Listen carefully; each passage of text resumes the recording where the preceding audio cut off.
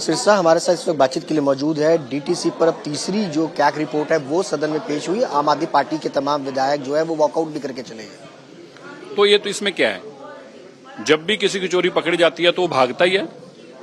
जब भी किसी को आप गलत काम करते पकड़ने की कोशिश करते हो भाग जाता है, ये भी भागेंगे। लेकिन सवाल यह है कि तीसरी हाउस में कह रहे थे कि इस कैग रिपोर्ट पर चर्चा मत कराओ। क्यों ना कराओ भाई, अब पता चला क्यों कह रहे थे। देखिए, ये कहते थे लास्ट माइल कनेक्टिविटी होगी। पहले 814 रूटों पे बसें चलती थी, 814, अब चल रही है 468। आधे रूट खत्म कर दिए। उसके बाद पहले रेवेन्यू आता था 914 करोड़ रुपया, अब आ रहा है 550 करोड़ रुपया। तो लगभग 500 करोड़ 400 करोड़ रुपया कहां जा रहा है अरविंद केजरीवाल जी? क्या पूछ रही है, कहां है वो पैसा, कहां ले गए तुम?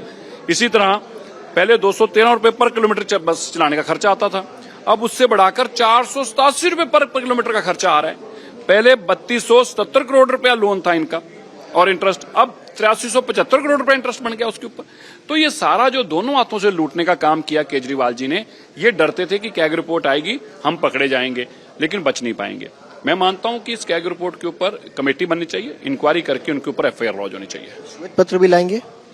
श्वेत पत्र लाना जरूरी है।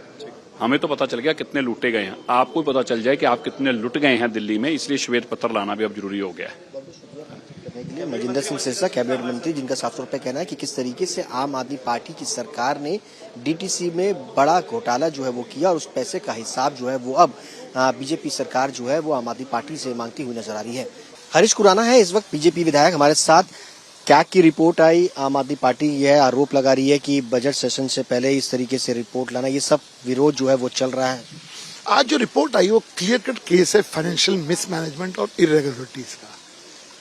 जब ये लोग आए थे 3000 करोड़ का घाटा था, आज जब रिपोर्ट आई है 2022 की 8000 करोड़ से ऊपर का घाटा हुआ है। 4500 बसेस थी, 2022 में 3500 रह गई। पूरे 7 साल में सिर्फ 2 बसेस आई, जबकि क्लस्टर के अंदर लगभग 1700 बसेस ऐड हो गई। क्लस्टर वाले खरीद सकते हैं, डीटीसी वाले क्यों नहीं खरीद सकते थे? क्योंकि 235 करोड़ रुपए उनके पास जबकि था, क्यों नहीं खरीदी? ये तो आतिशी की उनकी पुरानी सरकार बताएगी। लेकिन सवाल आज ये भी उठता है कि 2,13,000 स्क्वायर मीटर लैंड आपने किराए पे दे रखी थी क्लस्टर वालों को। आपने 213 करोड़ रुपए उसका किराया बनता था, आपने उसको लिया नहीं। पैसा कहाँ गया, क्या हुआ, ये तो अब इनकी सरकार, पुरानी सरकार बताएगी।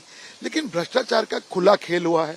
डीटीसी को मरने देने का, उसकी खत्म करने की साजिश थी, क्लस्टर वालों को प्रमोट करके, ताकि अपने जो प्राइवेट प्लेयर्स के दोस्त हैं उनको फायदा पहुंचाया जाए। ये खुला खेल हो रहा था। सीएजी ने इसको इंगित किया और साफ नजर आ रहा है कि भ्रष्टाचार का खुला खेल हुआ है। अब वो चर्चा से भाग रहे हैं। क्यों भाग रहे हैं, किस लिए भाग रहे हैं? सिर्फ और सिर्फ भ्रष्टाचार की पोल खोल रही है। इसलिए मेरा मानना यह है कि दिल्ली के लोग देख रहे हैं और मैं आपके चैनल के हर व्यूअर को यह भी कहना चाहूंगा कि आज जो रिपोर्ट आई है उसको पढ़ें।